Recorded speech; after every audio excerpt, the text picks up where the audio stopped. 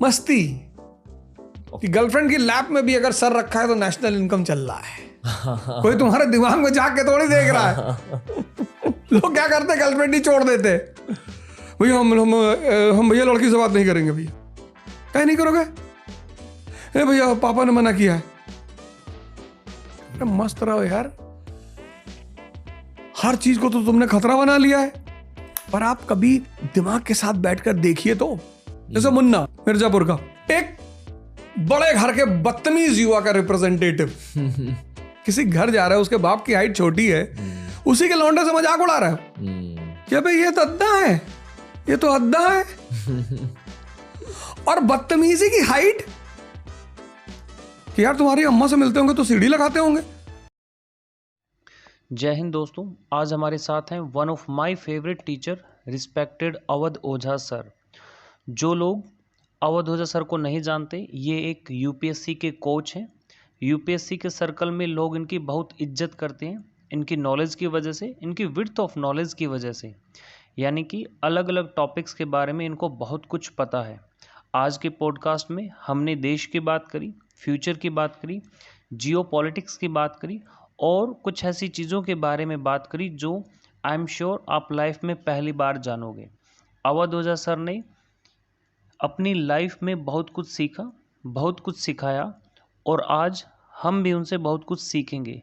यह है Avadh Ojha sir on podcast postmortem. Enjoy.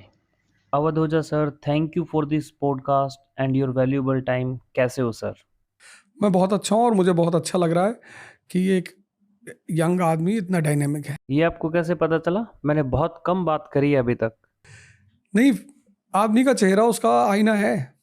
Whatever is going on, it's a mirror। मतलब यहाँ एक स्क्रीन है, उसका रिफ्लेक्शन यहाँ होता है।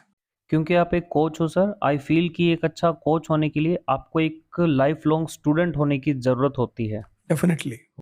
तो अभी आप क्या पढ़ रहे हो एज ए स्टूडेंट? अब आप क्या पढ़ रहे हो? अभी आजकल मैं एक किताब पढ़ रहा हूँ, Ram Rajya. Okay. It is written by Ashutosh Rana और मतलब wonderful description of Rama, his character and all. बहुत अच्छा। तो आजकल मेरा टॉपिक है राम, श्री कृष्ण की, मतलब इनसे कुछ निकाला जाए बाहर, इनकी कुछ रेलेवेंसी क्रिएट की जाए। वो हमेशा रहेंगे रेलेवेंट, तो मेरा टॉपिक ही यही है आजकल, श्री कृष्ण, प्रभु राम। आजकल क्यों?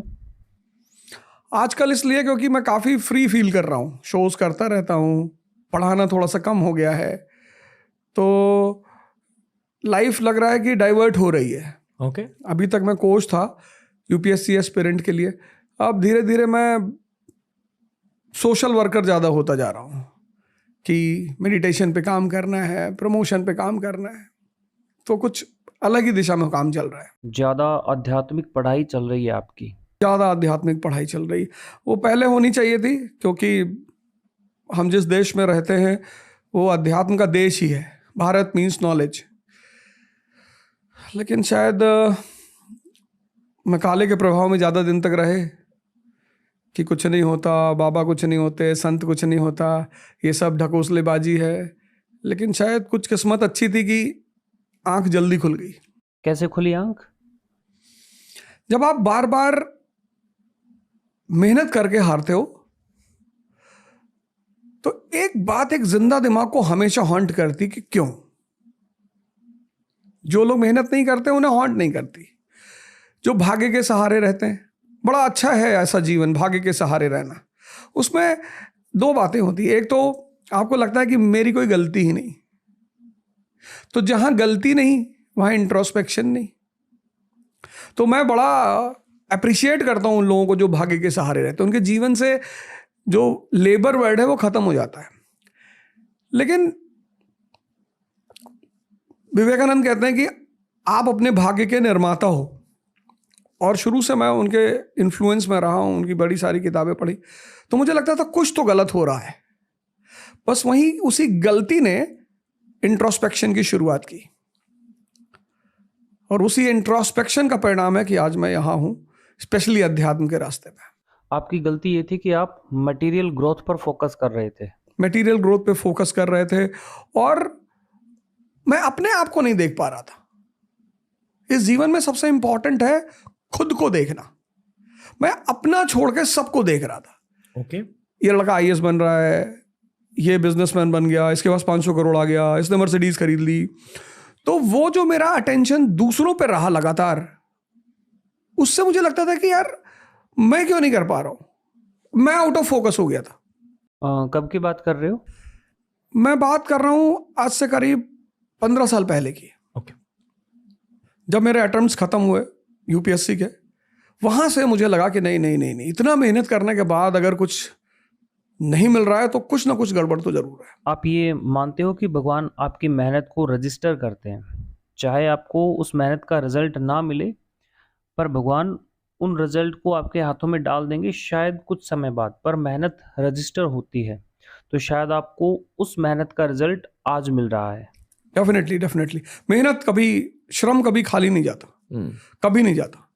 वो जैसे मैं ये बात के यहाँ से कहना चाहूँगा कि जितने भी लोग इस दुनिया में मेहनत करते हैं उन्हें निराश कभी नहीं होना चाहिए, क्योंकि अगर आप जिम लगातार जा रहे हैं तो बॉडी तो बनी रही है, भले आप मिस्टर यूनिवर्स ना बन पाए, पर शरीर में कुछ ना कुछ तो चेंज हो ही रहा है।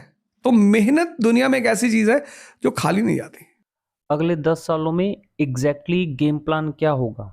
दुनिया भर में टेक का प्रोग्रेस हो रहा है, एआई का प्रोग्रेस हो रहा है, बहुत सारी कंपनीज बन रही है। आई फील कि भारतीयों को एक गेम प्लान चाहिए, तो आपके अकॉर्डिंग वो गेम प्लान होना क्या चाहिए? और specifically try addressing UPSC aspirants, UPSC का फ्यूचर भी थोड़ा समझा दीजिए, मतलब फ्यूचर क्या होने वाला है? फ्यूचर को इम्प्रूव करने का सबसे प्यारा तरीका है पास्ट की एनालिसिस और प्रेजेंट में वर्क। मतलब हम जब पढ़ते हैं यूपीएससी में भी, तो हम करते क्या है कि 1950 का भारत क्या था, फिर 1991 का क्या हुआ, 2023 में क्या है और 47 में क्या होगा। ये हमारा चार्ट होता है कि 1950 का भारत क्या था, प्राइमरी सेक्टर क्या थी, एग्रीकल्चर क्या था, इंडस्ट्री क्या थी, इंफ्रास्ट्रक्चर कैसा था, बैंकिंग कैसी थी। तो हम उसका एक आउटलाइन चार्ट बनाते हैं जी। फिर वहां से हमने जर्नी शुरू किया। फिर जब हमने वहां से जर्नी शुरू किया तो हम पहुंचे 91 तक, जहां एक नया दौर शुरू हुआ, लिबरलाइजेशन, एलपीजी, बुलेट और बजाज सुपर मिलकर बन गई एक्टिवा। अब औरत और आदमी दोनों काम पे जाने लगे। फिर क्या हुआ, 91 से एक नए भारत की शुरुआत हुई, शाइनिंग इंडिया, मेरा भारत महान, इंडिया इज ग्रेट। फिर बीच में कई सारे अप्स एंड डाउन्स हुए और हम पहुंचे 2023 में। तो एक चार्ट अब हम बनाएंगे नीचे कि अब प्राइमरी सेक्टर, अब इंडस्ट्री, अब बैंकिंग, अब इंफ्रास्ट्रक्चर।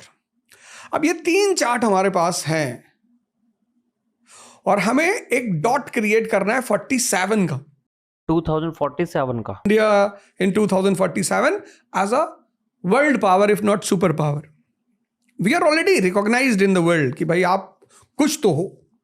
वो दुनिया हमें मानती है कि साहब आप कुछ तो हो, आपने प्रोग्रेस किया, आपने डेवलप किया। ऐसे ही हर आदमी को, this is the best way, past की एनालिसिस, पास्ट पर रिपेंटेशन नहीं, मतलब विक्टिम मेंटालिटी आपको छोड़नी है, एकदम छोड़नी है आपको। पास्ट की रिपेंटेशन और पास्ट का ग्लोरिफिकेशन। हमारे बाबा हाथी पे चलते थे, अरे भैया तुम साइकिल पे चल रहे हो तो तुम प्रेजेंट में रहो, बाबा तो चलते ही थे। तो पास्ट की एनालिसिस, प्रेजेंट का प्रायोरिटी एंड प्लानिंग, ये जो 2 P हैं लाइफ में, ये इतने इंपॉर्टेंट हैं। जैसे मैं देखता हूं कि 22 साल का लड़का आमतौर पर तैयारी करने आता है। अब 22 साल का लड़के का जो सेंसस लेवल है बहुत स्ट्रांग है। अब वो लड़की देखेगा तो अट्रैक्शन तो हो गई, अब वो ऑडी देखेगा तो अट्रैक्शन हो गई। उस अट्रैक्शन में उसके दूसरी तरफ जब वो देखता है तो उसका जीवन। अब 90% लड़के क्या होते हैं, युवा, हो सकता है हम भी कभी ना कभी इसके थोड़ा बहुत शिकार तो थे ही, बोले भले ना। तो होता क्या है कि हम उनको इंटरमिक्स कर देते हैं, गर्लफ्रेंड बना ली, तैयारी भी शुरू कर दी। वहां पर उस लड़के को क्या करना चाहिए, एक प्रायोरिटी सेट करनी चाहिए कि यार पहला क्या करेंगे, पहला ऐसा कौन सी चीज। जैसे एक यहीं पे एग्जांपल दे रहा हूं, 1940s में 3 देश पैदा हुए, इंडिया, पाकिस्तान, चाइना, और तीनों ने अपनी अपनी प्रायोरिटी सेट की और तीनों की एक जैसी कंडीशन।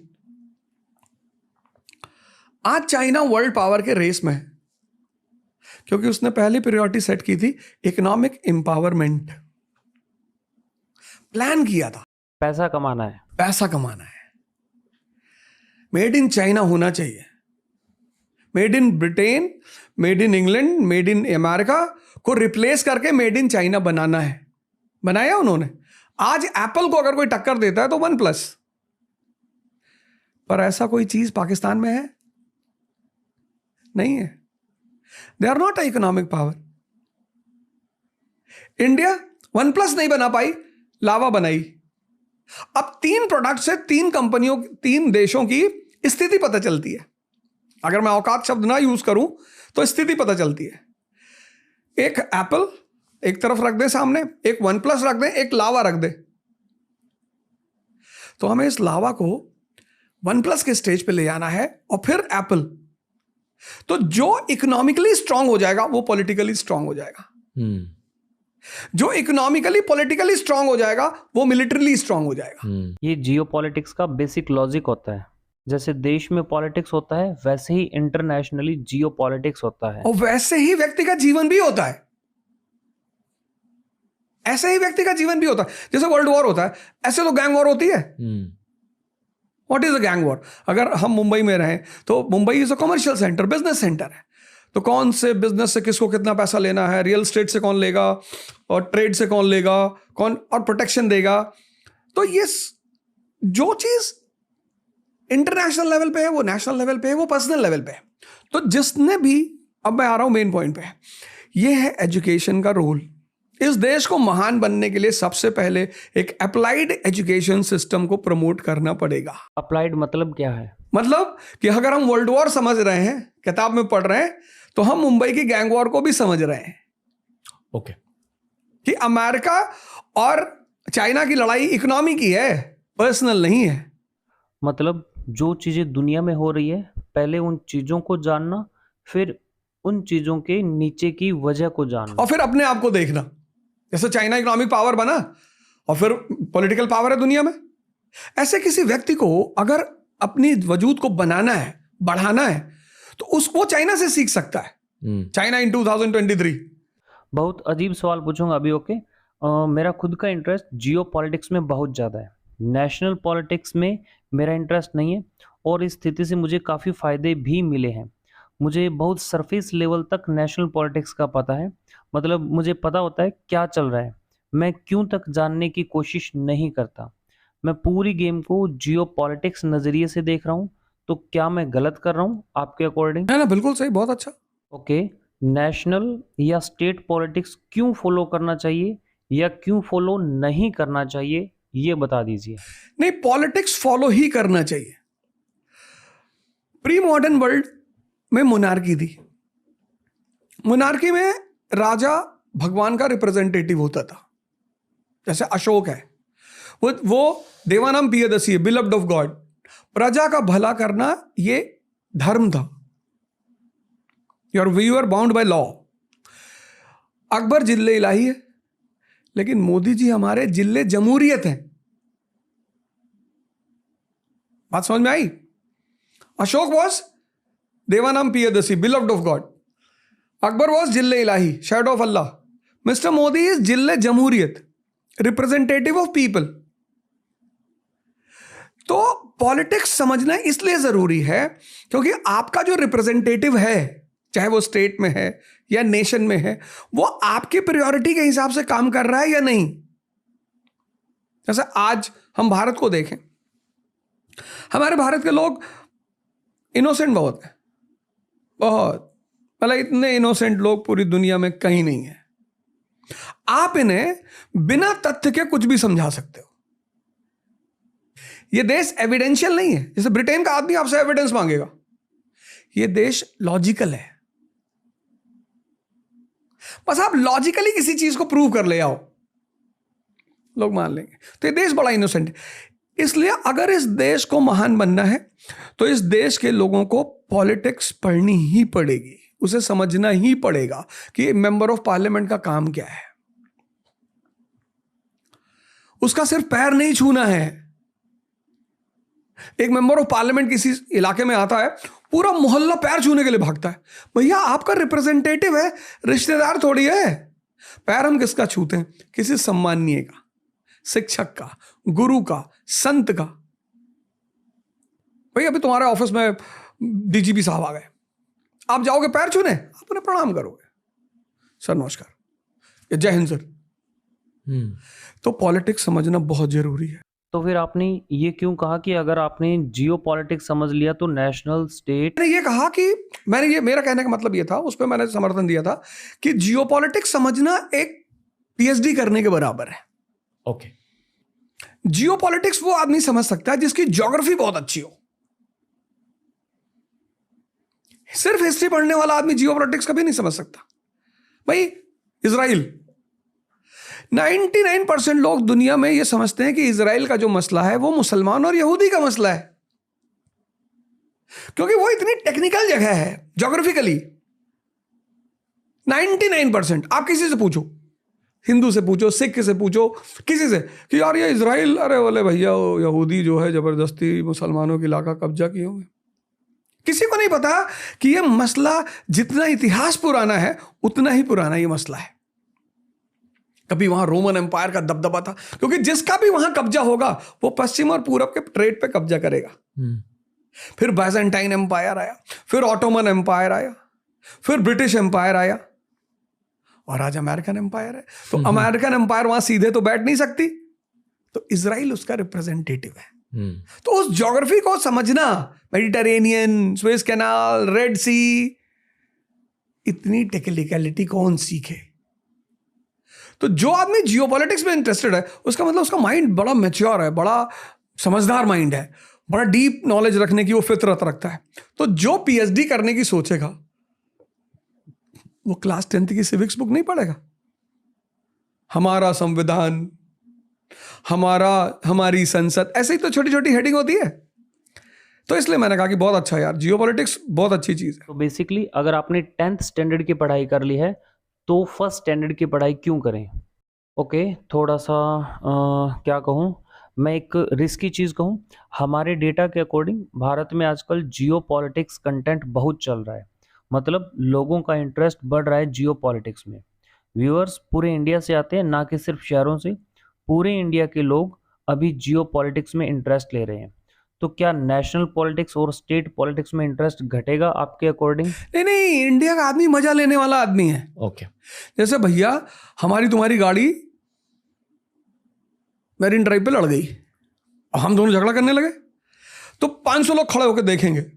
ये इंडिया के लोगों की एक बड़ी अजीब सी बात है। मतलब दुनिया भर में बिग बॉस चाहिए। अगर हम दोनों नहीं लड़े, मतलब एक दूसरे को हमने घूसा नहीं मारा, तो पब्लिक बड़ी निराश होगी। ओके, क्या मजा ही नहीं आया, फर्जी टाइम वेस्ट कर दिए। तो ये इंडियन साइकोलॉजी है। जैसे यूक्रेन वॉर चल रहा है, अब किसी को नहीं पता क्यों चल रहा है। इस दुनिया, भारत में सिर्फ 1% लोगों को पता चल रहा होगा कि ये वार्म वाटर पॉलिसी का परिणाम है। पीटर द ग्रेट लेकर आया था 17वीं सेंचुरी में, लेकिन देख सब रहे। क्यों? क्योंकि अरे भैया यूक्रेनवा, आज पुतिनवा कह रहा था कि न्यूक्लियर मार देंगे। तो जो 4 आदमी बैठे हुए हैं अंधेरी में चाय की दुकान पे, और पूना में यवले चाय वाले के पास बैठे हैं, और इलाहाबाद में पप्पू चाय वाले, इनको कोई वॉर से थोड़ी मतलब है। अच्छा, पहले क्या था? पहले ये वॉर दिखाई नहीं पड़ते थे। लिबरलाइजेशन से पहले सबके घर में टीवियां नहीं थी। अब सबके घर में टीवी है। अब टीवी जिसके पास नहीं भी है, तो एप्पल से लेके लावा तक का फोन तो है ही है। यूट्यूब खोल लेता है वो कि मिसाइल मारा पुतिन ने कहा होगा दुनिया का खात्मा। अरे भैया। तो वो जो इंडियन साइक है, वो जो मोहल्ले के झगड़े में मजा लेती थी, अब वो इंटरनेशनल में मजा ले, उसको बाहर में जाए। उसको कारण नहीं जानना। ऐसा थोड़ी कि इस देश का हर आदमी जियो पॉलिटिक्स में इंटरेस्ट ले रहा है, उसको मजा आ रहा है। ओके, एक और कठोर चीज कहनी है मुझे सर, और प्लीज करेक्ट मी अगर आप एग्री नहीं करो। ओके, हमने इसी के पहले कहा कि अगर हमें भारत को सच में आगे लेके जाना है, फिर से सोने की चिड़िया बनाना है भारत को, तो फिर हमें पैसे कमाने होंगे। पैसे कमाने हैं एंटरप्रेन्योरशिप से, बिजनेस खोलकर। अगर हम जिंदगी भर बिग बॉस देखें और शार्क टैंक नहीं देखें तो फिर भारत आगे कैसे जाएगा। और ये जो हम कह रहे हैं कि अगले 10 साल भारत के होने वाले हैं, ये एक बहुत रोमांटिक चीज़ है। बहुत कम लोग असल में बिजनेस करना चाहते हैं, बहुत कम लोग मेहनत करना चाहते हैं। शायद जो जेन जीज हैं, जेन अल्फा है, मतलब जो लोग 2005 के बाद पैदा हुए हैं, उनसे मुझे थोड़ी होप है। बट जो मेरी एज के हैं, मैं 1988 बोर्न हूँ, बहुत कम लोग एंटरप्रेन्योरशिप के बारे में सोच रहे हैं। बहुत कम लोगों के सपने बहुत ज़्यादा बड़े होते हैं। बहुत सारे लोगों को देश छोड़कर जाना है। असलियत क्या है? क्योंकि अच्छी फीलिंग के लिए हम ये कह सकते हैं कि भारत के अगले 10 साल हैं, भारत का अगला डिकेड है। पर असलियत क्या है आपके अकॉर्डिंग? असलियत यह है कि इस देश में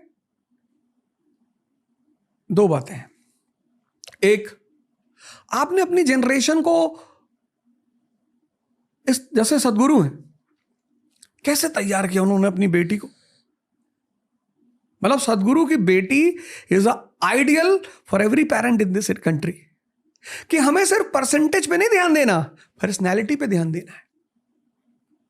ये देश सब कुछ करेगा, ये जो देश है हमारा, ये सब कुछ करेगा। वो क्यों लोग बिग बॉस बैठ के देख रहे हैं? उनको समझ में नहीं आ रहा करें क्या। ग्रेजुएशन कर लिया, पोस्ट ग्रेजुएशन कर लिया, एमबीए कर लिया। इस देश की एक मेंटेलिटी है नौकरी। जैसे हमारे मोदी जी ने कहा कि आत्मनिर्भर भारत। हम देखते हैं रेड लाइट पे छोटी छोटी चीजों को लोग बेचते हैं। एक डॉग मैंने देखा, लोगों को वो डॉग टॉय बेचते हैं जिसका डॉग का सर हिलता रहता है, 100 रुपए में 2। वो भी चाइना से आता है। जो विंड पाइप, वो वाइपर होते हैं छोटे छोटे, इतनी बड़ी बॉटल में वाइपर लगा होता है विंड ग्लासेस साफ करने के लिए, मेड इन चाइना लिखा हुआ उस पर। तो अगर हमारी एजुकेशन सिस्टम, जैसा कि हमारी गवर्नमेंट आजकल कह रही है कि हम स्किल डेवलपमेंट करेंगे और हम लोगों को सेल्फ डिपेंडेंसी की तरफ ले चलेंगे, तो नौकरी करने के बजाय, सबको तो नौकरी मिलेगी नहीं, वैसे भी 1 अरब 50 करोड़ का देश है, सबको कहाँ मिलेगी। मैं कल ही जब मैं मुंबई आ रहा था तो मैं सोच रहा था, मैंने सोचा यार कुछ ना कुछ ऐसा किया जाए कि लोगों को ये बात लगे कि यार नौकरी मिलने से पहले हमें कुछ ना कुछ तो करना चाहिए। जैसे मैंने बहुत सारे लोगों को देखा, वो कहते हैं कि गरीब बच्चे कैसे पढ़ेंगे, गरीब बच्चे स्कूल में होते हैं, 12th के बाद कोई गरीब नहीं होता। ये सब साइकोलॉजी किसने फैलाई? हमने फैलाई। यूपीएससी में गरीब बच्चे कैसे पढ़ेंगे? भैया जो यूपीएससी की तैयारी करने आ रहा है वो ग्रेजुएशन किया हुआ है ना, उसने 12th किया होगा या तो कॉमर्स से किया होगा। कॉमर्स का लड़का अकाउंटेंट हो सकता है। अगर उसने साइंस से किया है, साइंस से, तो वो जिसने 12th कर लिया, फिजिक्स पढ़ लिया, वो 10th की फिजिक्स नहीं पढ़ा सकता। भाई सेल्फ डिपेंडेंट होना है तो कुछ क्रिएटिव करना है। आप एक 1000 रुपए का बोर्ड लगा लो, जिस फोन पर आप पढ़ते हो उसी फोन से रिकॉर्डिंग करना शुरू कर दो, और कुछ ऐसा पढ़ाओ फिजिक्स में कि वो जो क्लास 9 10th का बच्चा पढ़े ना, वो आपको स्टक हो गया ऐसे देखे क्यों रहा है भैया। Newton's 3rd law, action reaction, Newton's 1st law, a body at rest will be at rest, a body in motion will be in motion. आप म्युनिसिपल कॉर्पोरेशन का ऑफिस गए काम कराने, बाबू आपकी तरफ देख ही नहीं रहा, आपकी फाइल नहीं देख रहा है, आपको न्यूटन का पहला लॉ याद आ गया कि body at rest will be at rest. आपने 2 बड़ी बड़ी चॉकलेट फाइल पे रख दी, बाबू ने चॉकलेट की तरफ देखा, फोर्स अप्लाई किया ना आपने। चॉकलेट कुछ भी हो सकती है। ये है creativity. In spite of thinking only about employment, आप कुछ क्रिएटिव भी तो करो, आप कुछ पैदा भी तो करो। इस देश के युवा को एक चीज बता दी गई है, नौकरी नहीं मिलेगी तो तुम्हारी शादी नहीं होगी। अरे नौकरी से शादियां होती हैं। आज डाइवोर्स भी तो इसीलिए हो रहे हैं क्योंकि सारी शादी हो गई नौकरी से। शादियां व्यक्ति से होती हैं, शक्ति से होती हैं। तो इस देश के माहौल को बदलना होगा। वो बिग बॉस देखना कोई बुरी बात नहीं है, कभी कभी देख भी लेना चाहिए, बड़ा ड्रामा होता है, ड्रामा एंजॉयमेंट है ना, तो वो हमें भी पता होता है, तो देखना चाहिए, किसी चीज़ का ऐसा नहीं है, करना चाहिए। लेकिन अगर हमें बिग बॉस से वो लॉबी को हटानी है या मूवी से हटानी है, सीरीज से हटानी है, तो हमें उसको ये बताना होगा कि भैया देखो तुम कुछ क्रिएटिव करो, कुछ एक छोटा सा इंस्टेंस में बता दो। 1853 में जापान गुलाम हो गया, पहला काम उन्होंने किया जैसे ही वो गुलाम हुए, 1757 में हम गुलाम हुए, 1857 तक हमें पता ही नहीं चला कि हम गुलाम हैं। गांधी जी को 1920 में जब उन्होंने कहा स्वराज, लोगों ने पूछा क्या, अरे बोले सेल्फ राइट, आजादी। अरे लोगों ने कहा भैया हम तो आजाद हैं, हमारे 13 बच्चे, हमें किसी ने रोका ही नहीं। 1920 के आदमी को भारत में पता ही नहीं था कि वो आजाद नहीं है। 1920 अरब गुलाम हुआ, आज तक गुलाम है, पता ही नहीं इनको, कहते हैं हमें यहूदी परेशान कर रहे हैं।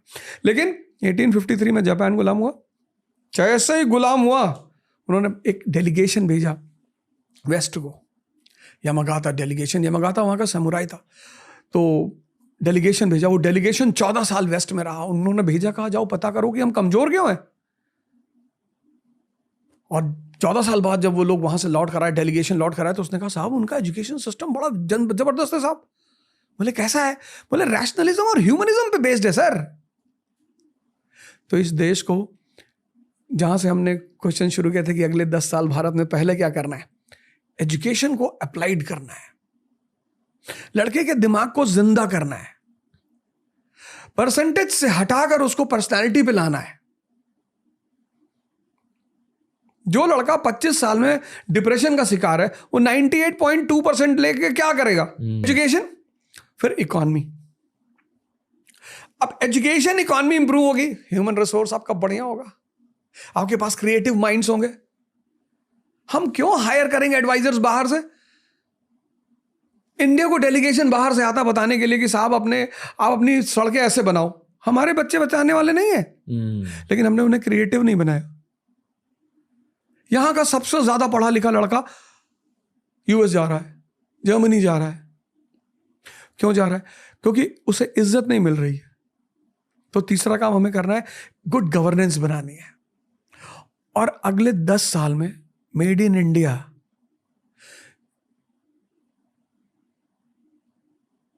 इंडिया से लेकर दुबई से लेकर बर्लिन से लेकर अमेरिका, हर जगह कि जैसे कभी मेड इन ब्रिटेन था, मेड इन यूएस था, मेड इन चाइना था, अब मेड इन इंडिया होना चाहिए। तो अगर हम इन 4-5 पैरामीटर्स पे काम करेंगे तो अगला 10 साल हमारा होगा। ओके, मैं कुछ चीज़ें कहना चाहूँगा। जो भी आपने अब तक कहा, मुझे एक चीज़ बहुत अच्छी लगी कि आप एकदम बेसिक लेवल पर आकर समझा रहे हो।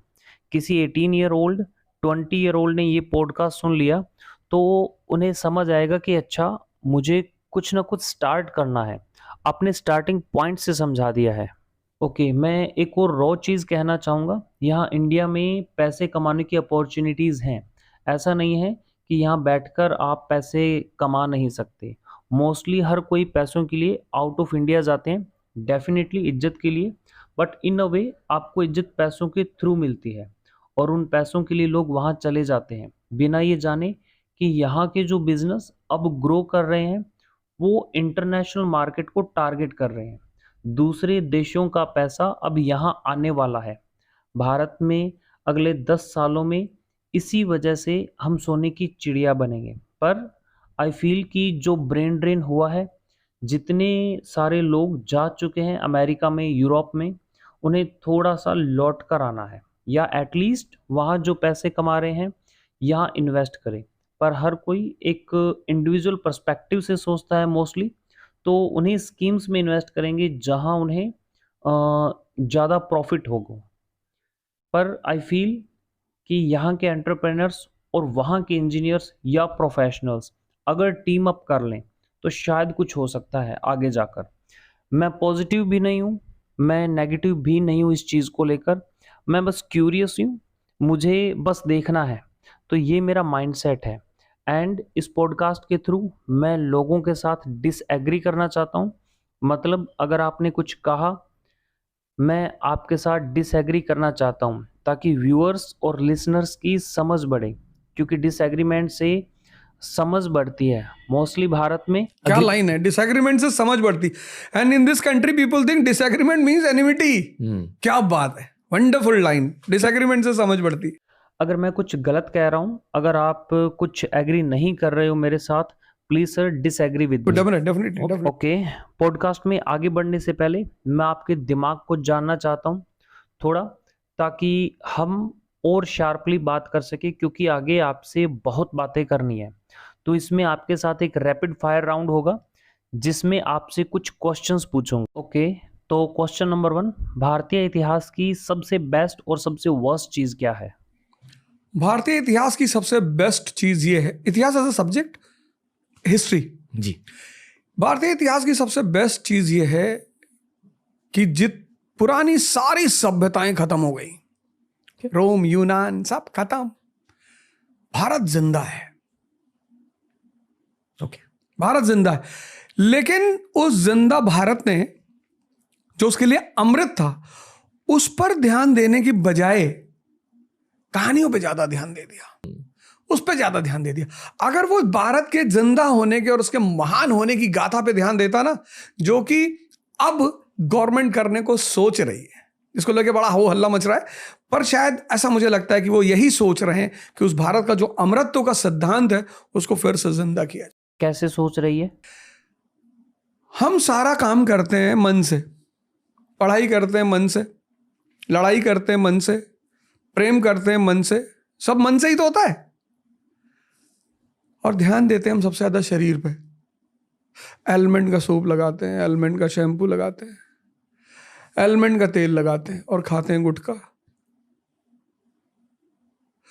तो जहां पर लोग, जिस देश में लोग ये ना समझ पाए कि सारा खेल जब मन से है तो सबसे पहले किसको मजबूत करना है? मन को। तो कौन सी विधा है भारत की? ध्यान, मेडिटेशन। महाअवतार बाबा, उस ट्रेडिशन को जिंदा करना है, उस ट्रेडिशन को। ध्यान, हमारे यहाँ ध्यान कौन करता है? जिसको कैंसर हो गया, जो बीमार है उसको कहा जाता है कि ध्यान करने से बीमारी ठीक होती। ध्यान करने से मन ताकतवर होता है, और वही ताकतवर मन आपको प्रेम में बनाए रखेगा, आपको पढ़ाई में बनाए रखेगा, आपको पूजा में बनाए रखेगा। ध्यान करोगे आप बैठ के 2 घंटा, तो वो पुरानी गरिमा को, इतिहास को ध्यान देना चाहिए। वहां इतिहास ने ध्यान नहीं दिया, रोमांटिसिज्म पे ज्यादा ध्यान दिया उसने। Meditation is the gym for creativity. Okay, और वर्स्ट चीज भी बतानी है। बस चीज यही है कि भूल चुके हैं, योग भूल चुके हैं। Okay, question number 2, UPSC aspirants की एक सबसे कॉमन गलती और एक अंडररेटेड गलती, यानी कि ऐसी गलती जो हाईलाइट नहीं की जाती। प्रिपरेशन शब्द को समझ ही नहीं पाते, और कॉमन गलती कभी सिलेबस पढ़ते ही नहीं। ओके। यूपीएससी एस्पिरेंट में जो फेल करते, मैं उनकी बात कर रहा हूं जी। वो प्रिपरेशन शब्द को नहीं जानते। इस कंट्री का 95% लड़का प्रिपरेशन शब्द को जानता ही नहीं, वो पढ़ता है। अगर पढ़ना होता तो प्रिपरेशन शब्द क्यों यूज करते? वो प्रिपेयर करना, गांधी 20, गांधी 1930, गांधी 1942। तो ये जो गांधी 1920 में 50 लोगों को बाहर बुला रहे हैं, फिर 30 में 500 लोग हो जाते, फिर 42 में 5000 लोग। इस एवोल्यूशन को समझना है, कैसे हुआ। वो 20 के सारे पॉइंट्स रट लेते हैं, non cooperation point 1, non cooperation 2 रट लिया, सीडीएम सिविल डिसोबीडियंस के 10 पॉइंट रट लिया, कहते ये पढ़ाई है। प्रिपरेशन मतलब पूरी कहानी को पढ़कर उसके जिस्ट को समझना। ये उनकी सबसे कॉमन गलती है, वो प्रिपरेशन नहीं करते, 95 पढ़ाई करते। और अंडररेटेड गलती है कि सिलेबस पे कभी ध्यान ही नहीं देते, पता ही नहीं होता क्या सिलेबस है, पता ही नहीं होता कि मुझे आईएएस प्रॉपर बनना है या आईएएस अलाइड बनना है, सेंट्रल सर्विस में जाना है कि ऑल इंडिया सर्विस में जाना है। ओके, क्वेश्चन नंबर 3, ये थोड़ा कैजुअल क्वेश्चन है। कहा जाता है कि कपड़े आपकी पर्सनैलिटी के एक मैनिफेस्टेशन होते हैं, एक ऑफशूट होते हैं। जैसी आपकी पर्सनैलिटी होती है वैसे आपके कपड़े होते हैं, वैसी आपकी स्टाइल होती है। तो आपकी स्टैंडर्ड आउटफिट के बारे में बताइए। गमछा, पर मेरी पर्सनालिटी में गमछा है, और गमछा मुझे हर बात इस बात की याद दिलाता है कि जमीन से नहीं हटना है। जैसे टाई है, एरिस्टोक्रेसी का सिंबल है, गमछा जमीन का सिंबल है। तो मैं गमछा इसीलिए पहनता हूं कि मुझे हमेशा याद रहे कि मेरी शुरुआत जमीन से हुई, एक साधारण सी, तो वहां से कभी उठना नहीं है, क्योंकि जो भी जमीन से उठे उनका गिरना निश्चित है। एक गलतफहमी थी, अब तो ठीक है कि मैं कुछ अलग हूं। जिस दिन ये गलतफहमी दूर हुई तब जाके कुछ हुआ जीवन में। जैसे लोग टैटू करवाते हैं वैसे ही आप गमछा पहनते हो। ओके, क्वेश्चन नंबर 4, अगर आपको यूपीएससी एग्जाम बदलने का पावर दिया जाए तो आप क्या 3 बदलाव लेकर आओगे? पहली बदलाव एज लिमिट में लाऊंगा। 21 से 25 से ज्यादा होनी ही नहीं चाहिए, होनी ही नहीं चाहिए। आप कई सारे स्टेट्स हैं 40 साल तक सिविल सर्विस की परीक्षा लेते हैं।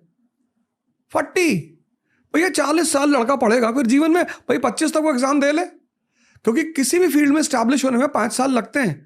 तो 25 साल में जो बाहर हो गया उसके पास अगले 5 साल है अपने आप को खड़ा करने का। पहला बदलाव तो मैं करूंगा, एज लिमिट को एकदम वो कर दूंगा। दूसरा बदलाव मैं ये करूंगा कि मैं हिंदी को कंपलसरी करूंगा।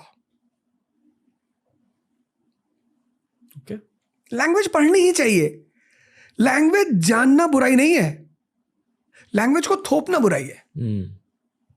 मैं हिंदी को कंपलसरी करूं। इतनी प्यारी लैंग्वेज है, जैसे तो सारी है, मतलब किसी को कहना बहुत प्यारी है वो अगले आदमी से बायसनेस हो जाएगी, क्योंकि जब कहीं जाते हैं, language is a binding force. अभी हमारे देश में बाइंडिंगनेस मिसिंग है। हम कर्नाटका गए तो वहां का आदमी टूटा फूटा हिंदी बोलेगा। अब जैसे मैं अगर न्यूयॉर्क की सड़क पे टहल रहा हूं और कोई आदमी फोन पे बगल से बात करते हुए जा रहा है हिंदी में, तो definitely I will be attracted to that person. जी, तो एक तो मैं एज लिमिट बदलूंगा, दूसरा मैं हिंदी को बदलूंगा, और तीसरा जो सबसे बड़ी बदलाहट मैं वहां करूंगा वो ये करूंगा कि व्यक्ति को जब वो एग्जाम दे रहा है, इंटरव्यू तक जा रहा है, तो गवर्नमेंट इंटरव्यू के कैंडिडेट्स को कहीं ना कहीं सेट करने की कोशिश जरूर करे, कहीं प्रेफरेंस दे उन्हें कि ये भैया आईएएस का इंटरव्यू देकर आए हैं। क्योंकि आईएएस का इंटरव्यू दिया हुआ लड़का भी आईएएस से कम नहीं होता। तो ये 3 बदलाव मैं करूंगा। आपको लगता है ये बदलाव आने वाले हैं? हो सकता है भगवान यहां से सरकार सुनेगी। ओके, क्वेश्चन नंबर 5, अगर आपको देश का पीएम बनाया जाए तो आप क्या करोगे? आपकी 4 प्रायोरिटीज क्या होंगी? सबसे पहले तो मैं इस देश के एजुकेशन सिस्टम को बदलूंगा, जो मेरी पहली प्रायोरिटी होगी। और योगा और ध्यान कंपलसरी, मतलब आप फेल कर गए तो आप कुछ कर, क्वालिफाइंग पेपर होंगे ये। पहली बात, एजुकेशन अप्लाइड होगी, पहला काम मैं एजुकेशन पे करूंगा।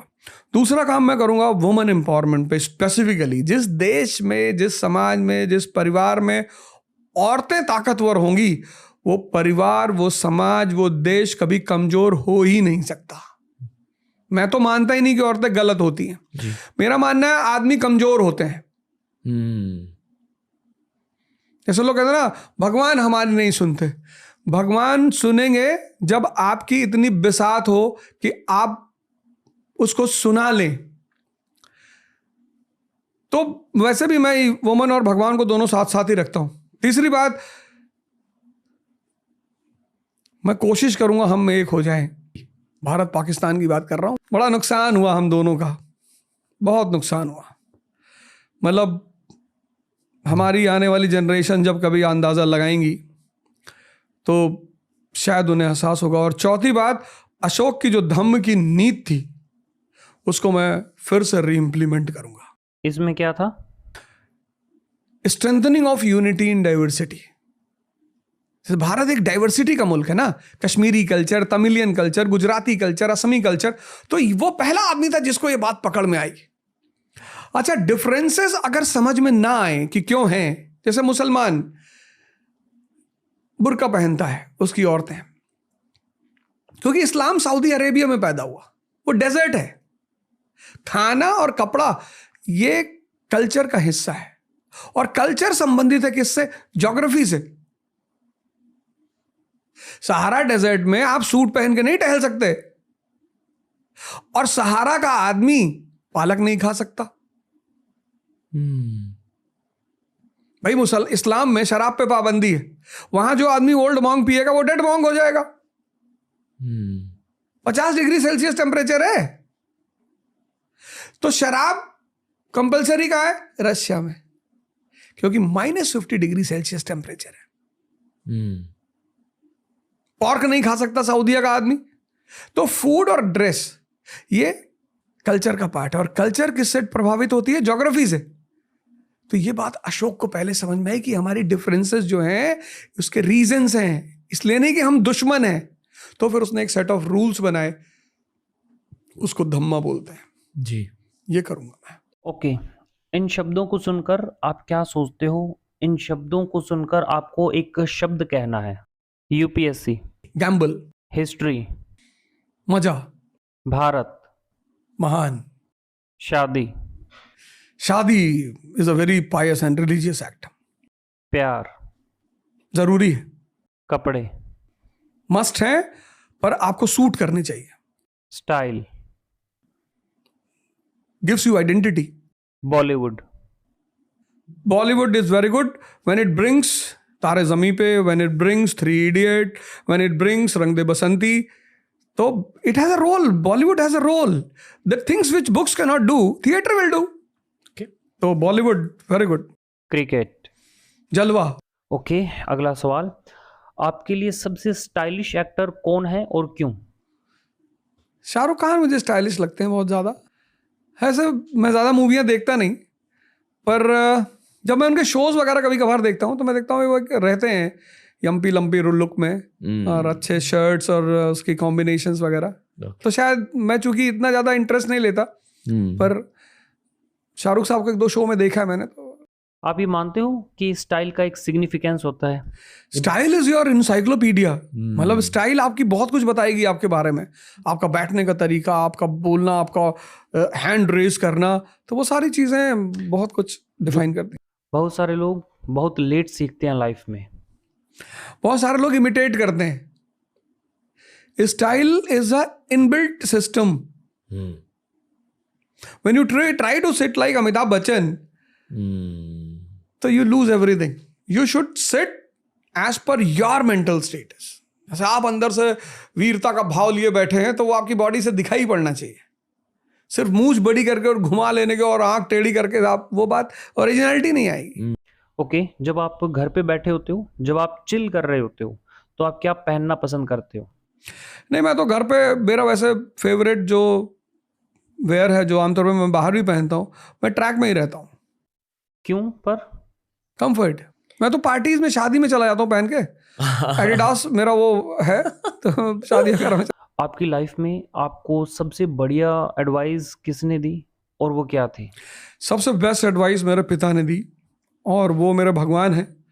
और वो यही थी कि देखो बेटा, अपने दिमाग को जिंदा कर लेना, क्योंकि तुम दुनिया में जो भी करोगे, मैं काफ़ी दिन तक उनकी इस बात को समझ नहीं पाया वो क्या कह रहे थे, लेकिन जब उन्होंने मुझसे कहा, और आज भी वो भगवान के आशीर्वाद से मेरे साथ हैं, और जब भी मुझे एडवाइस लेनी होती, मैं यहाँ से इस मंच से कहूँगा कि हर आदमी को अपने जीवन में एक ऐसा आदमी रखना चाहिए जिसकी एडवाइस पर वो ध्यान दे,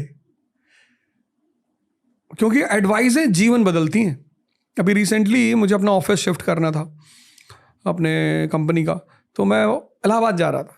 तो मैंने पिताजी को फ़ोन किया, मैंने कहा यार मैं इलाहाबाद अपना ऑफिस खोल रहा हूँ। तो बोले यार शाहरुख खान और अमिताभ बच्चन दिल्ली से बम्बई गए थे, तुम यार इलाहाबाद जा रहे हो, पीछे क्यों आ रहे हो? तो मैंने प्लान ड्रॉप कर दिया, मैंने कहा मैं मुंबई जा रहा हूँ।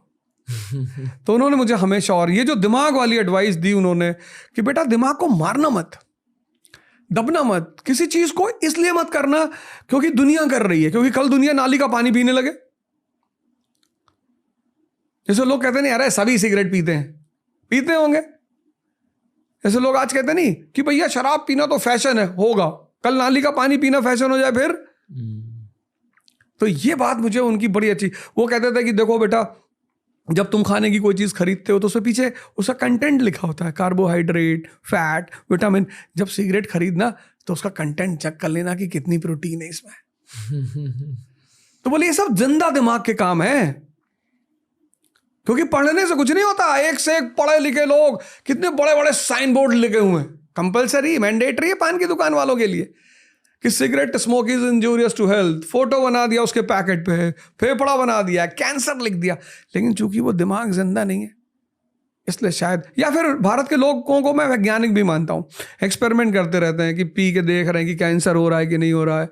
तो 20 साल पिए तो उनको लगा तो झूठ ही बोलते रहते हैं यार, ऐसा थोड़ी है, मैं 25 साल से पी रहा हूँ, मुझे तो नहीं हुआ।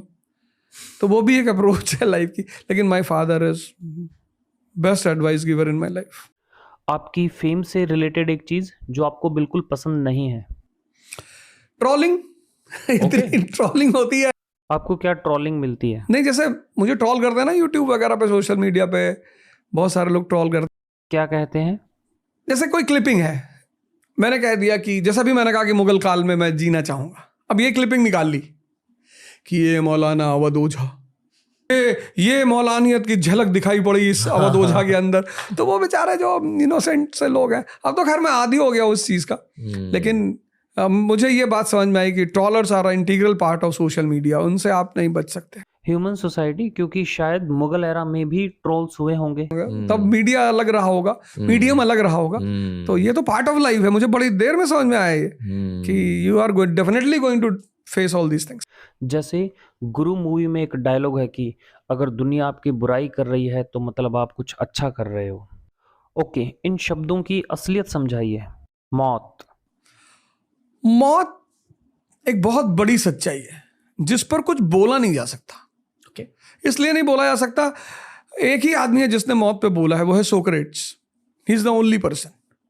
बाकी उस पे बोलने का मतलब आप बुकिश बातें कर रहे हो कि कपड़ा बदलना होता है, आत्मा शरीर छोड़ के नए वस्त्र धारण करती है, सब गीता में लिखा हुआ है, पर वो सेल्फ एक्सपीरियंस होना चाहिए, उस पर बोला नहीं जा सकता। जिंदगी युद्ध है, वॉर। और अगर आपने उस वॉर में आपका कमांडर है आपका मन, अगर वो छिपकली देख के डरा तो आप गए, अगर वो कॉकरोच देख के डरा तो आप गए, अगर वो 4 लोगों की बात सुनकर डरा तो आप गए।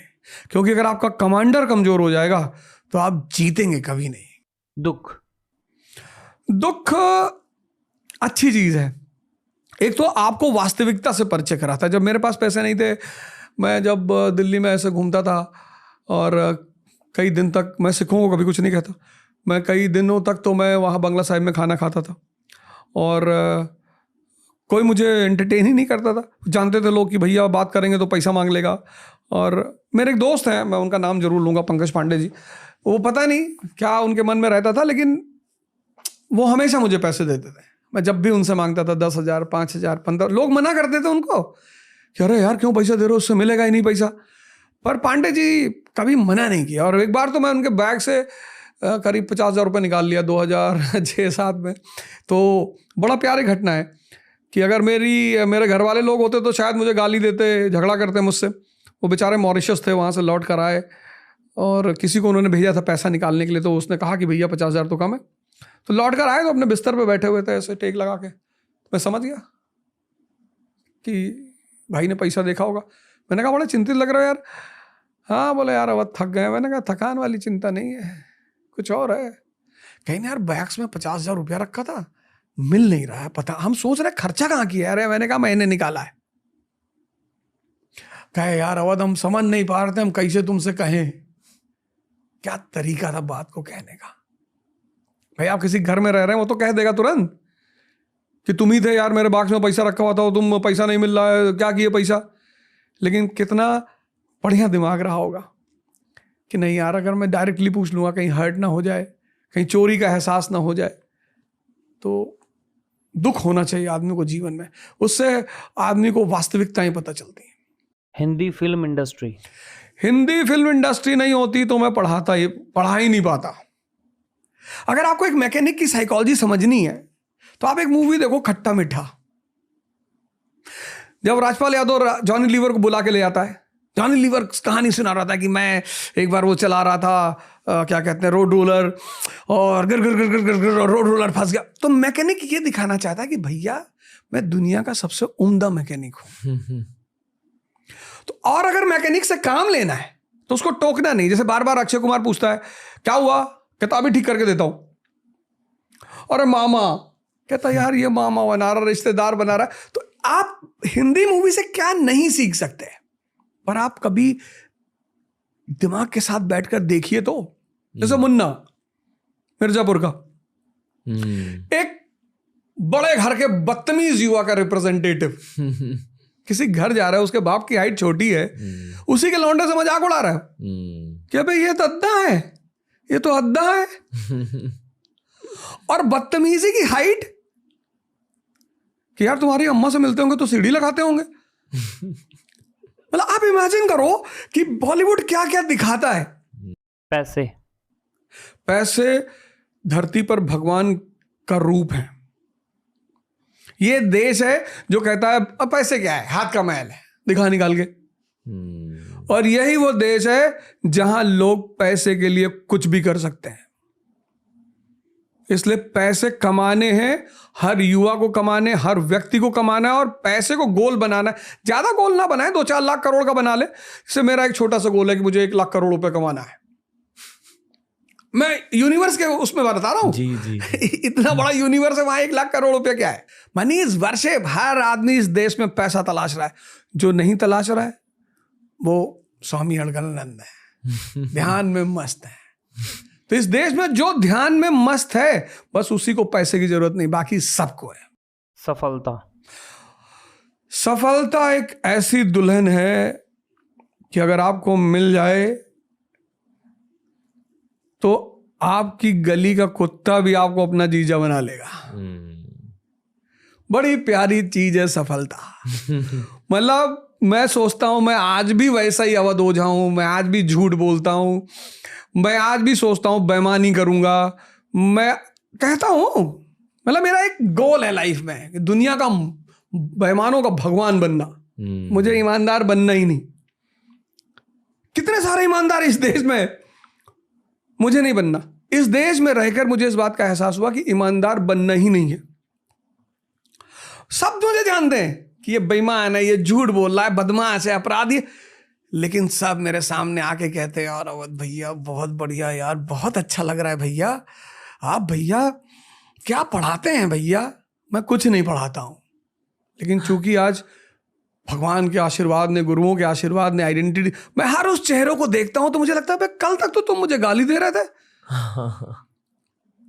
सफलता बहुत जरूरी है और मिलेगी कब? जब आप किसी गुरु का शरण पकड़ लो। किसी को पकड़ो, आप पंडित रविशंकर को पकड़ लो, आप सदगुरु को पकड़ लो, आप आशुतोष महाराज को पकड़ लो, आप YSS के पार्ट हो जाओ, आप इस देश के किसी संत को पकड़ो। आप डरो मत कि अरे कुछ संतों ने धोखा दिया। एक 50,000 की गड्डी में अगर 5 नोट नकली हो जाए तो हम पूरी गड्डी थोड़ी जलाएंगे। सफलता बहुत प्यारी चीज है, बहुत प्यारी। पॉडकास्ट तो और भी अच्छी चीज है। मतलब आप पूरी दुनिया से कनेक्टेड होते हैं, आपकी आइडियोलॉजीज बाहर जाती हैं। पॉडकास्ट इज लाइक वो जो एक जादूगरनी का मिरर होता था जिसमें वो जाके सब कुछ देखती थी पूरी दुनिया में क्या हो रहा है।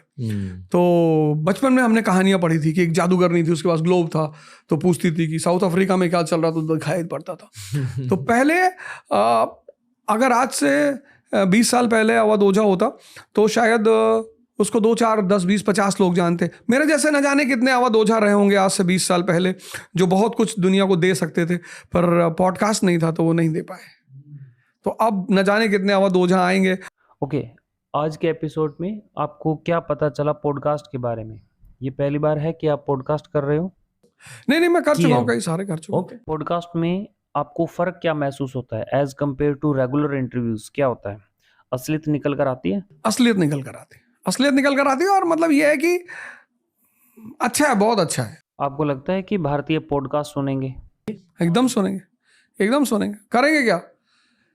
इसके लिए उन्हें डेवलप नहीं, क्रिएटिव या होना नहीं चाहते तो अब कुछ सुन के सीखेंगे। कितनी अच्छी बातें हो रही हैं भारत 2047 में।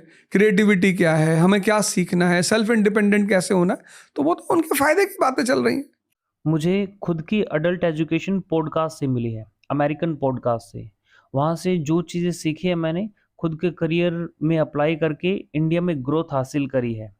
मैं ये चाहता हूँ कि अभी जो मैं सीख रहा हूँ आप लोगों की वजह से वो ऑडियंस के हाथों में डाल दें हम साथ में, और इन नॉलेज पीसेस से उन्हें ग्रोथ मिल जाए।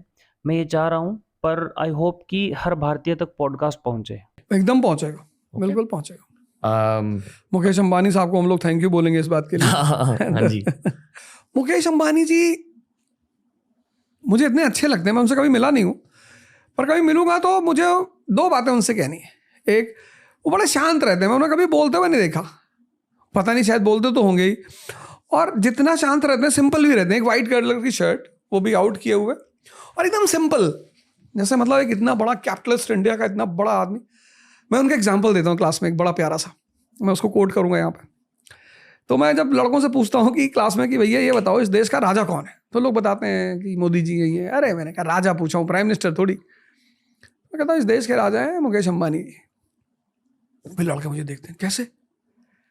अरे मैंने कहा कि भैया उन्होंने अपनी वाइफ को, नीता अंबानी जी को, उनकी बर्थडे पे 450 करोड़ का याचेट गिफ्ट किया। 2000 करोड़ वर्ली सीलिंग पर उनकी बेटी का मैंशन, 2500 करोड़। तो मैंने कहा यार 2500 करोड़ रुपए का, आदमी की औकात गिफ्ट से ही तो पता चलती है। तो एक आम आदमी जब बर्थडे मनाएगा उसको क्या मिलेगा? Pen, writing pad, table lamp without wire. तो 2500 करोड़ जो आदमी गिफ्ट दे सकता है, वो 10,000 करोड़ तो आराम से खर्चा करेगा। आज अगर गवर्नमेंट ऑफ इंडिया कुछ उस आदमी के खिलाफ कर दे, कल बुला ले पार्लियामेंटेरियंस 545,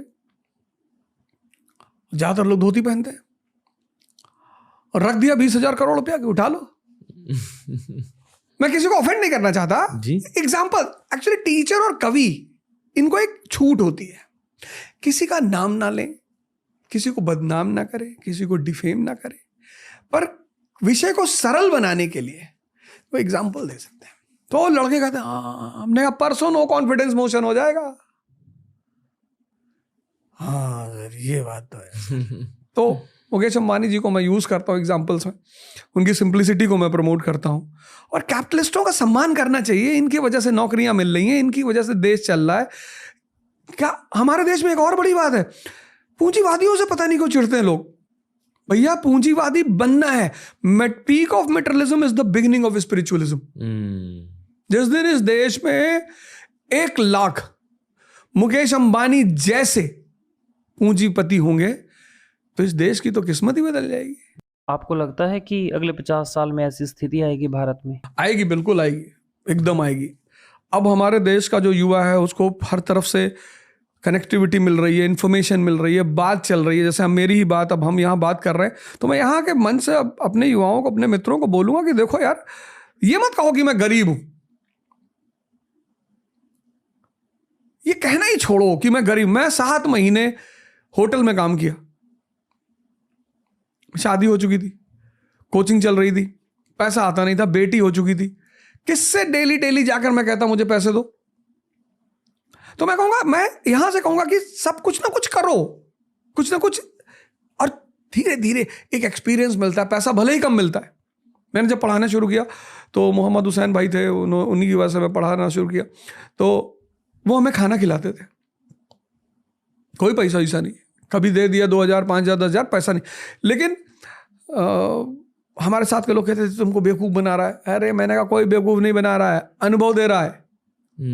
तो जब आप बाहर निकलते हो, समाज को फेस करते हो, कुछ काम करते हो, तो पैसे कम मिलेंगे आपको, नो डाउट, अनुभव तो मिलेगा, साहस मिलेगा, हिम्मत मिलेगा, स्ट्रगल करने की क्षमता बढ़ेगी, कॉन्फिडेंस बढ़ेगा। तो आएंगे परिवर्तन, ऐसी बात नहीं कि नहीं आएंगे, बिल्कुल आएंगे। अवध ओझा का सबसे मनपसंद खाना क्या है और क्यों?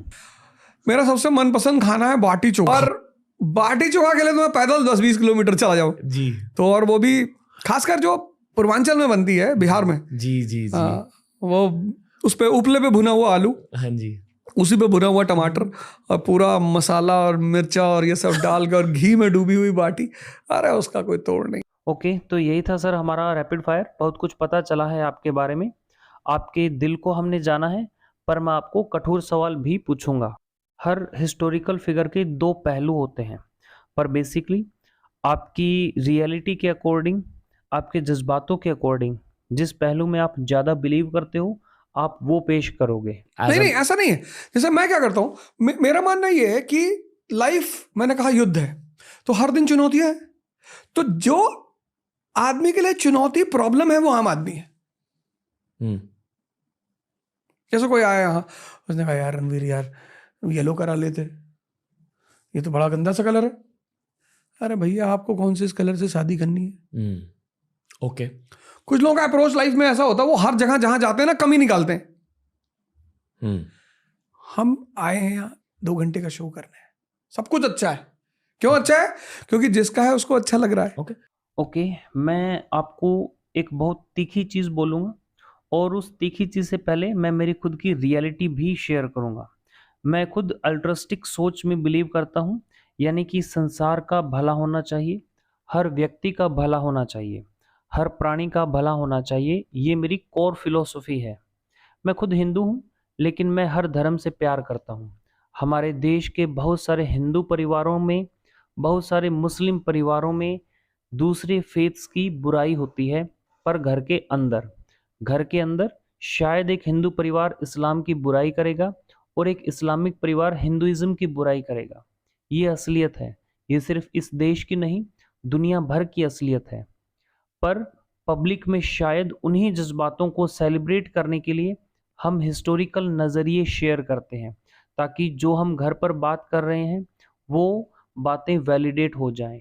फॉर एग्ज़ाम्पल, जिस घर में हिंदू फैमिलीज़ इस्लाम की बुराई करते हैं, वो पब्लिकली हिस्टोरिकली मुस्लिम्स की बुराई करते हैं, और जिस घर में मुस्लिम हिंदुओं की बुराई करते हैं, पब्लिकली आकर शायद कोई हिस्टोरिकली हिंदू की बुराई करेंगे।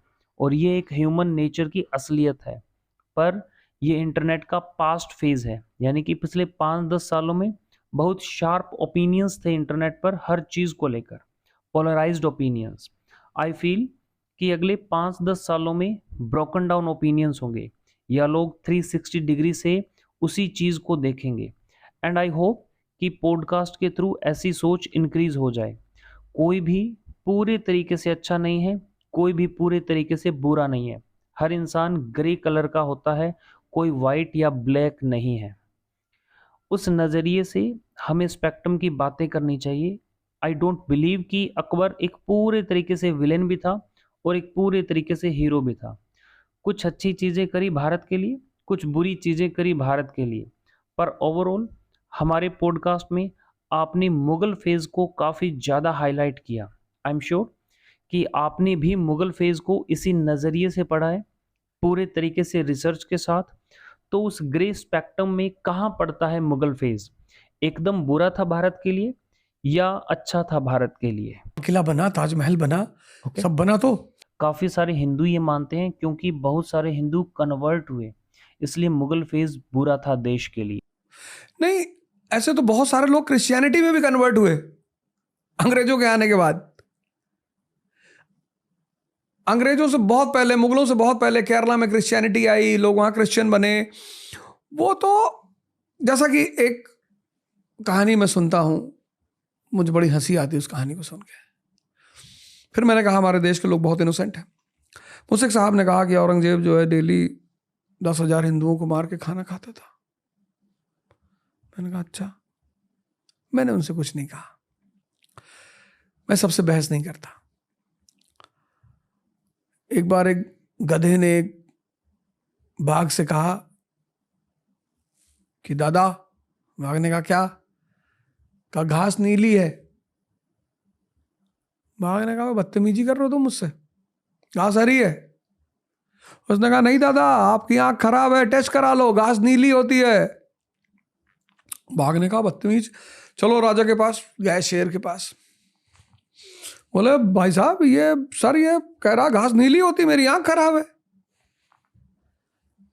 शेर ने देखा बाघ की तरफ, कहा बाघ को 50 कोड़े मारे जाए। गधा हंसता हुआ चला गया। तो बाघ ने कहा कि सरकार आप तो राजा हैं, आप तो देख ही रहे कि घास हरी है। बोले घास तो हरी ही है, ये सजा तुझे गधे से बहस करने के लिए मिल रही है। जिस देश में लोग इंजीनियरिंग करने के बाद कंपाउंड की डिफिनेशन नहीं जानते, 10th के बाद जिन्होंने हिस्ट्री नहीं पढ़ी 90% लोगों ने, और हिस्ट्री पढ़ी भी तो ये सुन के पढ़ी कि बेटा इतिहास पढ़ने से नौकरी नहीं मिलती, उस देश में क्या हिस्ट्री पे डिस्कशन होगा? जिस देश में 98% लोगों को सन 90 में या तो डॉक्टर बनना था या इंजीनियर बनना था। तो कोई बुरा अच्छे की बात नहीं। जैसे हमारी पड़ोस की आंटी ने मुझसे कहा कि अवध, मैंने कहा जी आंटी, बोले मेरे बेटे को स्कूल छोड़ दो। मैंने छोड़ दिया, मैं उनके लिए बहुत अच्छा हो गया। उन्होंने मुझसे कहा मेरे बेटे को स्कूल छोड़ दो। मैंने कहा मैं तो अपनी माँ की बात नहीं सुनता, तुम्हारी क्यों सुनूंगा। अब वो मेरी बुराई करने लगी। इस देश में, इस दुनिया में खासकर, आप जिसके इंटरेस्ट के में हैं आप उसके लिए अच्छे हैं। अच्छा बुरा कुछ होता नहीं। तो मुगल्स जो है वो, मैं तो बार बार ये कहता हूं कि इस देश का आदमी क्यों नहीं सुधरता। आप सिर्फ रोते हो, साहब हमको महमूद गजनी ने मारा, साहब हमको साहब 17 बार मारा साहब, फिर साहब हमको सर तैमूर लेम ने मारा सर 1398 में, साहब सर दिल्ली में बड़ा खून खराबा मचा, फिर साहब हमको साहब बाबर आके मारा साहब, फिर साहब हमको नादिर शाह सर 1739 में, साहब हमारा पीकॉक थ्रोन लेके चला गया साहब, फिर साहब अब्दाली आके मारा साहब। अरे तुम कैसे आदमी हो यार, तुमको बार बार बाहर से आके आदमी मार रहा है, तुम एक ही नहीं हो रहा। तो तुम अपनी कमी देखने की बजाय क्या एस्केप रूट निकाला भारतीयों ने, मुसलमान बड़े बदतमीज हैं। अरे तुम ताकतवर हो जाओ, यहूदी ताकतवर नहीं हो गए? डॉट जैसा मुल्क है वेस्ट एशिया में, किसी की औकात है उनको आंख दिखा दे। मैं एक चीज़ हाईलाइट करना चाहूँगा। पॉडकास्ट की शुरुआत में आपने कहा कि हर भारतीय हिंदू, मुस्लिम, सिख, बुद्धिस्ट रोमांटिक होते हैं, पास्ट में जीना पसंद करते हैं, ना कि प्रेजेंट में जीना। और प्रेजेंट में मुझे 2 फील्ड से बहुत ज़्यादा इंस्पिरेशन मिलती है। पहली फील्ड स्पोर्ट्स, जहां कोहली, शिखर और रोहित के साथ मोहम्मद सिराज और मोहम्मद शमी भी एक ही टीम में खेलते हैं। और दूसरी फील्ड बिजनेस, क्योंकि अभी चाइना और अमेरिका हमारी बहुत बेइज्जती करते हैं, और अगर हमें ये विश्व कप जीतना है तो हमें भारतीय क्रिकेट टीम से इंस्पिरेशन लेनी होगी, जहां जाति धर्म देखे नहीं जाते, एबिलिटी देखी जाती है और टीम वर्क देखा जाता है। पर इस पॉडकास्ट के थ्रू मैंने ये देखा है कि जिन लोगों के पॉलिटिकल एम्बिशंस होते हैं, या जो लोग नेशनल पॉलिटिक्स में बहुत ज़्यादा ध्यान देते हैं, वही लोग ये हिंदू मुस्लिम के झगड़े को हाईलाइट करते रहते हैं। और जो लोग कैपिटलिस्टिक होते हैं और जो लोग फ्यूचरिस्टिक होते हैं, वो लोग जियोपॉलिटिक्स समझते हैं। वो हमेशा हिंदू मुस्लिम यूनिटी के बारे में बात करते हैं, क्योंकि अगर इस देश में हिंदू मुस्लिम यूनिटी टूटी तो ये देश भी टूटेगा, और ये सच है। पर बहुत सारे पॉलिटिशियंस अपने खुद के एम्बिशन के लिए हिंदू मुस्लिम यूनिटी को तोड़ना चाहते हैं। तोड़ना नहीं चाहते, फायदा उठाना चाहते हैं। क्योंकि रिलीजन या धर्म ऐसी चीज है जो हर इंसान के दिल में होती है, और अगर आपने उनके दिल में जाकर उन्हें अफेक्ट किया तो उनका दिमाग भी अफेक्ट हो जाता है। आप उन्हें कंट्रोल कर पाते हो। अगर मासेस को कंट्रोल करना है तो उनके रिलीजन से बात करो। ये एक बहुत बेसिक फिलॉसफी होती है गवर्नेंस की। चाणक्य भी इसी के बारे में बताते थे, और यही हो रहा है आज हमारे देश में। आई फील कि पिछले 5-10 सालों में ज़्यादा हुआ। आजकल के लोग होपफुली पॉडकास्ट के थ्रू, होपफुली यूट्यूब के थ्रू ये जान रहे हैं कि अभी जियोपॉलिटिकल गेम स्टार्ट हो रही है, ना कि नेशनल पॉलिटिक्स की गेम। नेशनल पॉलिटिक्स और ये हिंदू मुस्लिम्स की फाइट को छोड़ो और बिजनेस के बारे में सोचो, जियोपॉलिटिक्स के बारे में सोचो। बहुत कुछ हो रहा है दुनिया में। आप कुछ कहना चाहोगे? नहीं, बिल्कुल, मैं दोनों पे कहना चाहूँगा, स्पोर्ट्स के बारे में भी। स्पोर्ट्स, पहले मैं स्पोर्ट्स पे ही बोलूँगा। स्पोर्ट्स जीवन में जितनी इंपॉर्टेंट सांसें हैं, आज आप देखो कितने लोग डायबिटिक पेशेंट हैं। क्यों? जीवन तो है, खेल खत्म हो गया। हम छोटे थे तो 50-50 ओवर मैच खेल रहे हैं, उसके बाद कुछ भी खा रहे हैं, लोहा भी खा रहे हैं, हजम हो रहा है। तो एक तो स्पोर्ट्स आपको स्वस्थ रखता है। दूसरा, स्पोर्ट्स क्या करता है, आपकी जो स्पिरिट है ना, आप हार गए और आप अपने जीते हुए दोस्त को जाके बधाई दे रहे हो, वो स्पिरिट पैदा करता है। स्पोर्ट्स एक मल्टी डायमेंशनल चीज है। स्पोर्ट्स मतलब ये नहीं कि सिर्फ बल्ला पकड़ लिए खेल रहे हैं, नहीं। जब आप मैच देखते हो, इंडिया पाकिस्तान का मैच हो रहा है, इंडिया जीत गई, पाकिस्तान में टीबी फोड़ी जा रही है, लेकिन पाकिस्तानी कैप्टन, इंडियन कैप्टन गले मिल रहे हैं। अभी वर्ल्ड कप हुआ, लियोनेल मेसी जीता, बड़ी अच्छी बात है। सब चाहते भी थे, मैं भी चाहता था। मैच शुरू होने से पहले मैं भी चाहता था लियोनेल मेसी जीते। जब मैच खत्म हो गया तो उस मैच से एक हीरो पैदा हुआ, एम्बापे। लड़ता रहा, मारता रहा। अब वो जो स्पिरिट है उसकी, वो मेरी ताकत बन गई। उस बंदे ने अपना पेनाल्टी शॉट तो मार ही दिया था कि हारना नहीं है बॉस। फ्रांस के प्रेसिडेंट ने जाके उसके कंधे पे हाथ रखा, उसने कहा हटाओ यार। तो स्पोर्ट्स आपको स्वास्थ्य देता है, स्पोर्ट्स आपको स्पिरिट देता है, स्पोर्ट्स ध्यान सिखाता है। जिसका मन अनस्टेबल है वो क्या खेलेगा? तो जहां पे इतने फैक्टर्स जुड़े हुए हैं, आज के बच्चे, 12 साल के बच्चे को शुगर है क्योंकि सबके पास पैसा है, ज्यादातर लोगों के पास। खाना आप बच्चों को अच्छा खिला रहे हो, लेकिन बच्चे खेल ही नहीं पा रहे। मोबाइल ने बहुत कुछ दिया, बहुत कुछ छीना।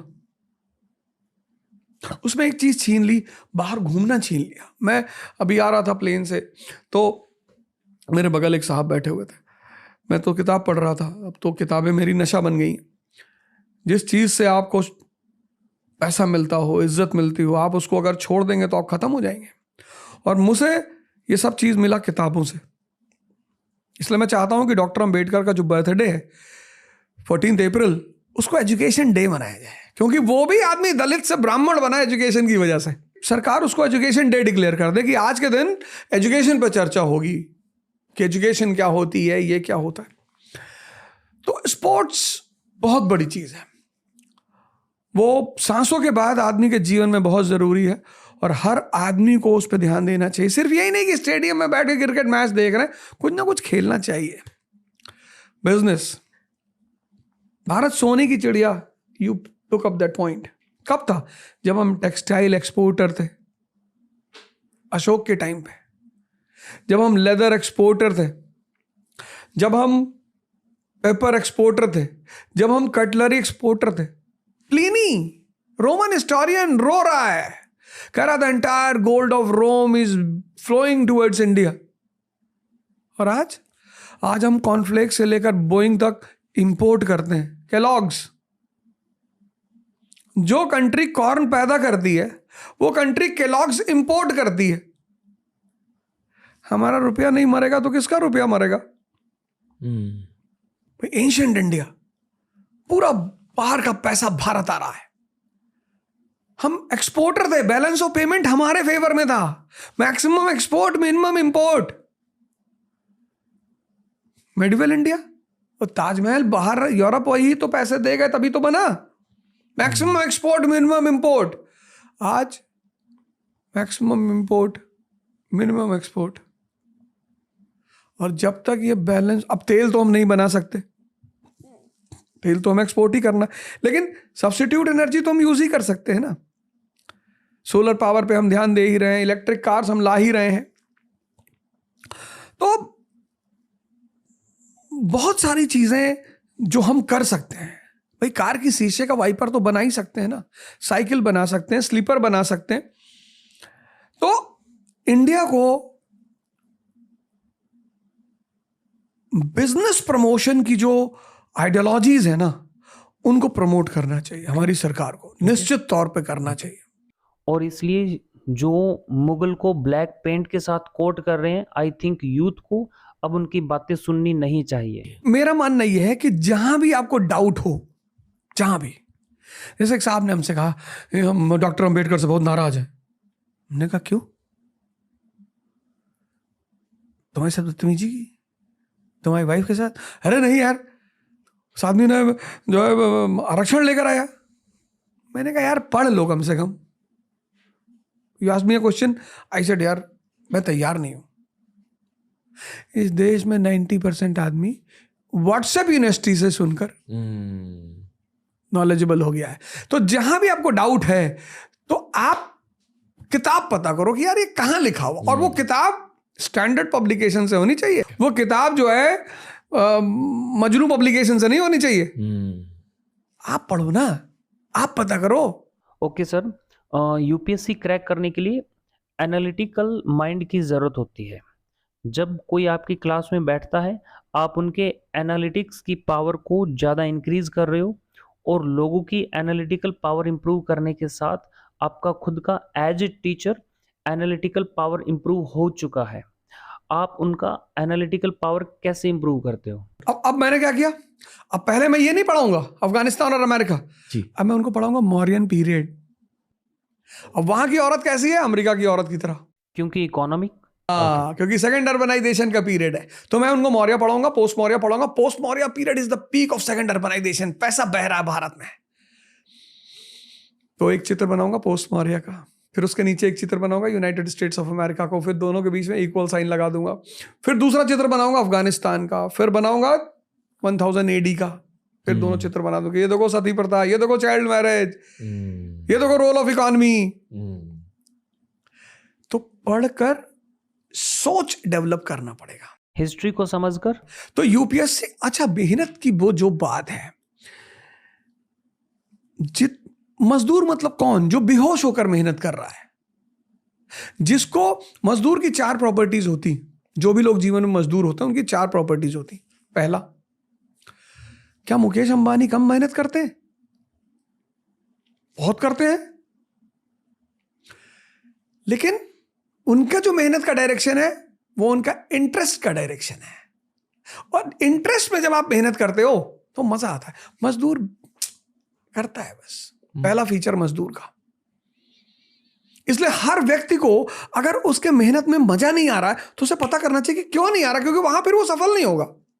दूसरा मजदूर का ट्रेड क्या होता है, उसके लिए समय कीमती नहीं है, उसके लिए पैसा कीमती है। समय तो किसी के साथ बैठा रहेगा, वो चाय पीने बैठा है, 6 घंटा बैठा है। बड़े सारे स्टूडेंट्स ये काम करते हैं, चाय पीने निकले कि मन नहीं लग रहा था, मन बड़ा उलझा रहता, डिप्रेशन फील हो रहा है। अरे तो रूम पार्टनर 2 लोग रहते हो, एक बड़ी सी छड़ी मंगा लो इतनी, जब डिप्रेशन फील हो 10 डंडा तुम अपने यहाँ सामने रख के तो मारे, खत्म डिप्रेशन। मास्टर ऐसे ही तो डिप्रेशन दूर करता था स्कूल में।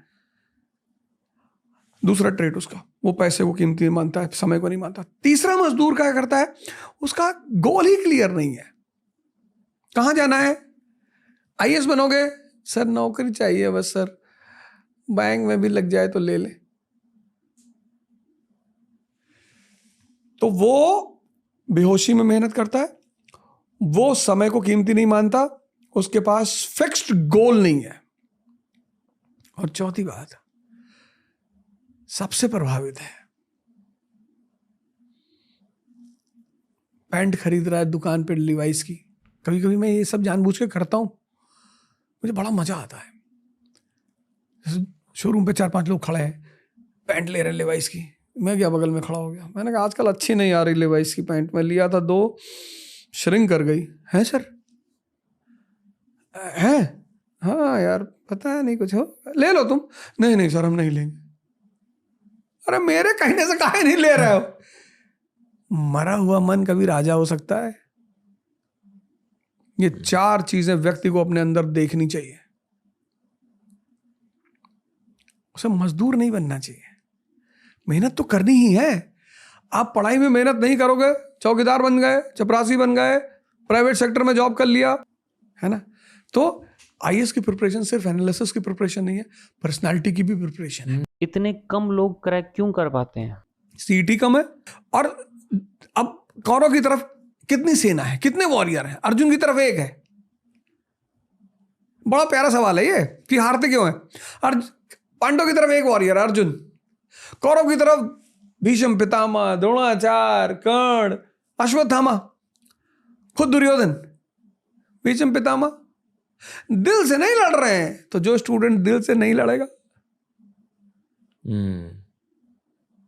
वो भीष्म पितामह की तरह लड़ रहा है, जीतेगा तो कभी नहीं। द्रोणाचार्य कंफ्यूज्ड हैं, युद्ध के मैदान में अपने दुश्मन से राय मांग रहे हैं कि भैया मेरा बेटा मारा गया भैया। कर्ण जज्बाती है कि मेरे भाई है, मैं आईएएस बन के क्या करूंगा, मेरा भाई अर्जुन आईएएस बन जाए। दुर्योधन बेवकूफ है, माँ के पास जा रहा है, कृष्ण बीच में आ जाते, कहते पे नंगे जा रहे हो, जॉकी पहन लो। तो जो भी कौरव की तरफ के योद्धा है, उसके ट्रेड जिस यूपीएससी एस्पिरेंट में है, वो चाहे जितना बड़ा योद्धा है वो हारेगा। मेहनत, फोकस और स्थिरता के अलावा इस एग्जाम को क्रैक करने के लिए क्या चाहिए? मस्ती कि गर्लफ्रेंड की लैप में भी अगर सर रखा है तो नेशनल इनकम चल रहा है। कोई तुम्हारे दिमाग में जाके थोड़ी देख रहा है। लोग क्या करते हैं, गर्लफ्रेंड ही छोड़ देते, भैया हम भैया लड़की से बात नहीं करेंगे। भैया कहीं नहीं करोगे? भैया पापा ने मना किया है। मस्त रहो यार, हर चीज को तो तुमने खतरा बना लिया है, हर चीज से तुम डरे हुए हो। और लड़कियों को मजा आता है ऐसे लोगों को छेड़ने में। लड़कियां वैसे किसी से बात भले ना करें, लेकिन जब उनको यह पता चल जाता है कि ये आदमी बड़ा कंसंट्रेट हो रहा है, इस तरह के अपने खेल हैं कई सारे, उसमें से एक खेल है आदमी का कंसंट्रेशन तोड़ना। विश्वामित्र बैठे नहीं थे,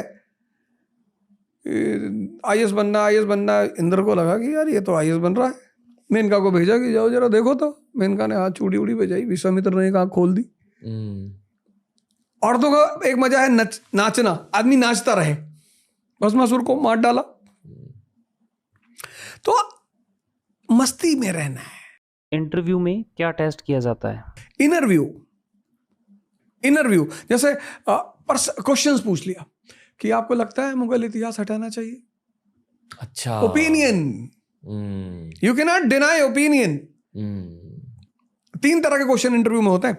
एक होता है आपका डैफ, आप अपने बारे में पहले ही बता देते हो, डैफ का फॉर्म होता है, उसमें सब कुछ लिखा होता है आपके बारे में, आप कहाँ पढ़े, आप कहाँ गए, आपके स्कूल का नाम क्या था। तो एक तो वहां से इंटरव्यू होता है।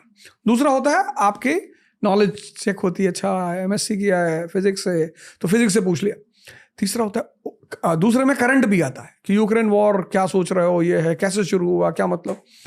लेकिन सबसे इंपॉर्टेंट क्वेश्चन होता है पर्सनैलिटी बेस्ड, ओपिनियन, कि आपको लगता है कि राम मंदिर बनना ही चाहिए था। अब आप ये नहीं कह सकते कि सर मैं ओपिनियन नहीं दूंगा, and your opinion is you are. Tiger ढूंढ रही है सरकार। Exactly, lion, decision and dearness. गोली भी तो चलानी आईपीएस बन के, तो वो दोनों चीज ढूंढ रहे हैं, डिसीजन और डेयरनेस, तभी राजा बनने देंगे। वो सिर्फ डेयरनेस नहीं ढूंढ रहे हैं कि आप हाथी हैं, बहुत ताकत है, आप कहीं भी घुस जाएंगे, नहीं। वो सिर्फ दिमाग भी नहीं ढूंढ रहे हैं कि आप लोमड़ी हैं, बड़ा दिमाग लगा ले, ना, वो लायन ढूंढ रहे हैं, डिसीजन और डेयरनेस। जिसके पास दोनों चीजें हैं वो आईएएस बनेगा।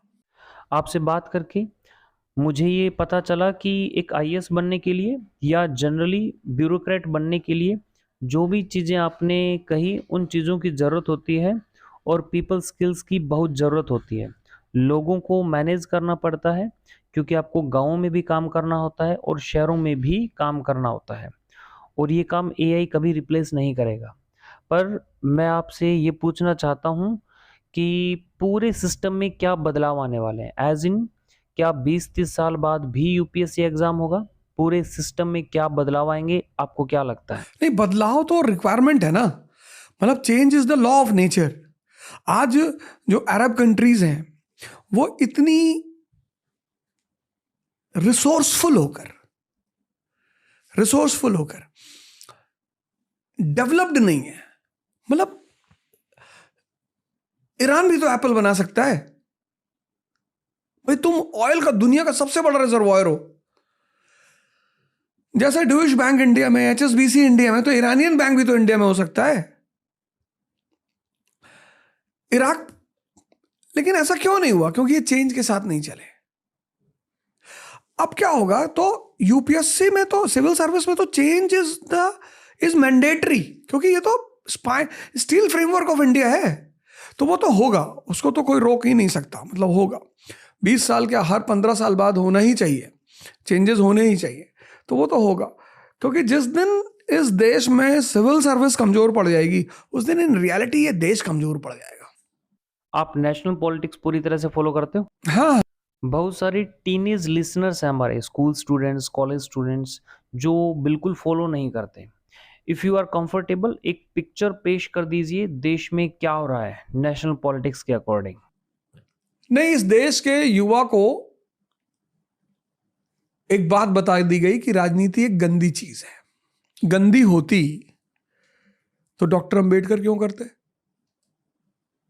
राजनीति एक बहुत ही परिपक्व मन का खेल है।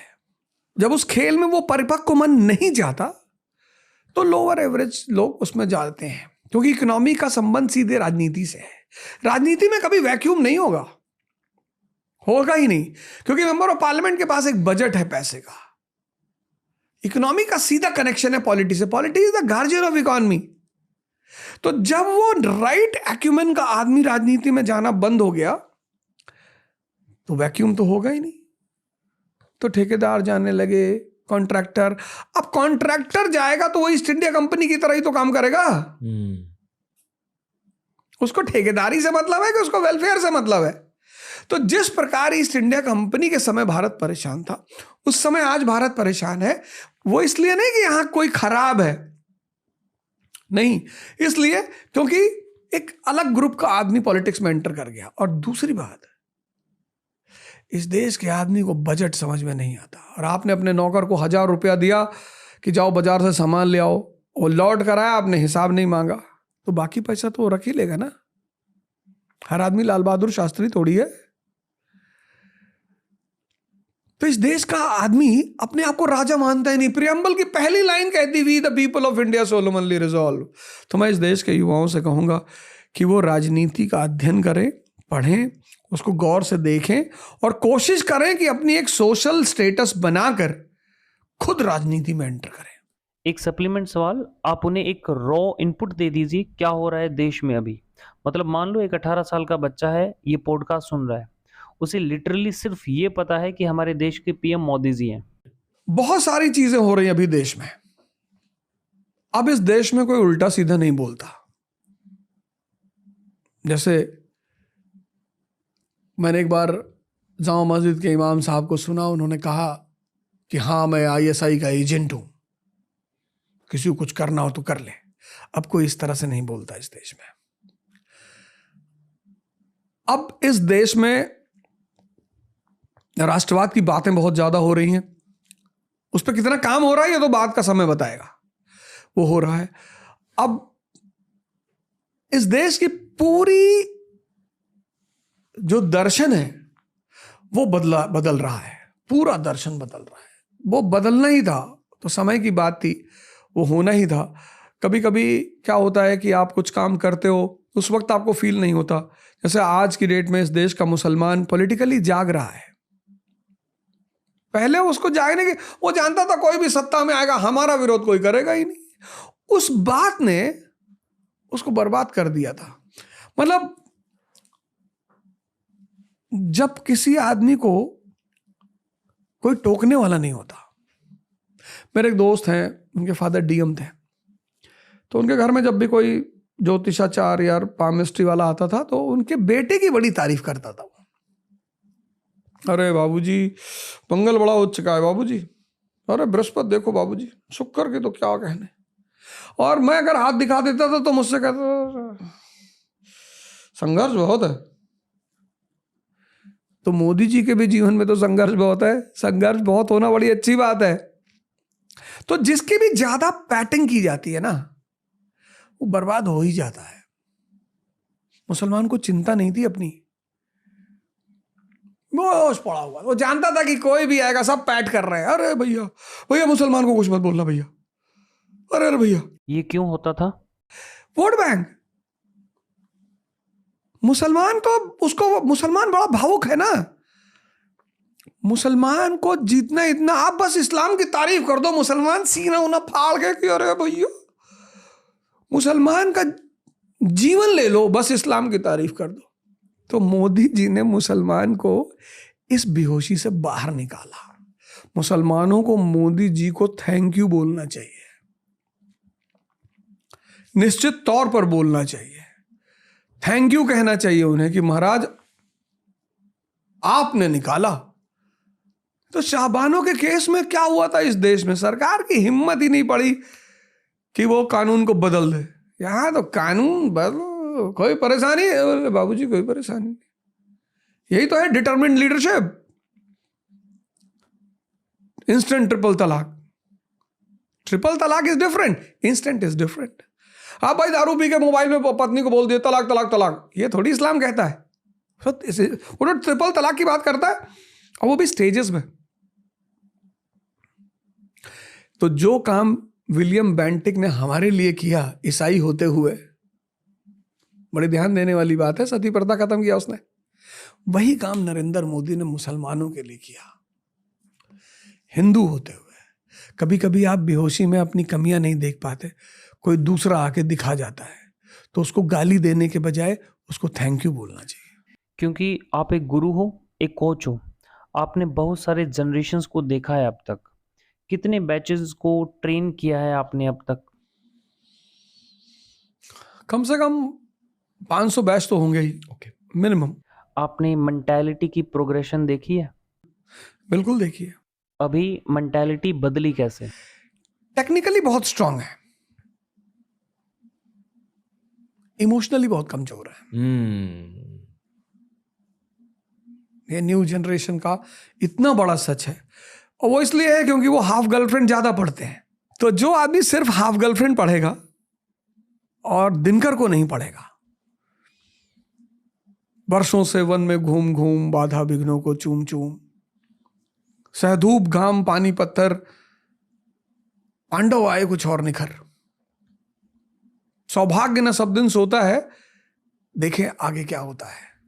इसको भी पढ़ना जरूरी है कि महाभारत बिना संघर्ष और शक्ति के नहीं जीती जा सकती। मुझे लगा अभी तक कि सिर्फ शहरों में टफनेस चली गई है, पर आप ये कह रहे हो कि टियर 1 टियर 2 में भी टफनेस की प्रॉब्लम है। अभी इसका सॉल्यूशन क्या है? नहीं, सॉल्यूशन पहले हमारी बात ही वहीं से शुरू हुई, एजुकेशन सिस्टम से, फैमिली से, एम्बियंस से, एनवायरमेंट से।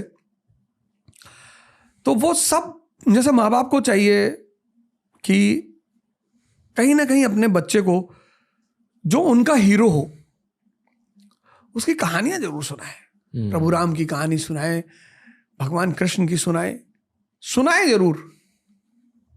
घर में जैसे मैं अपनी बेटियों के साथ क्या करता हूँ, एक टॉपिक दे दूंगा कि भाई कल संसद बैठेगी, मैं अपने घर को संसद बना लिया हूँ।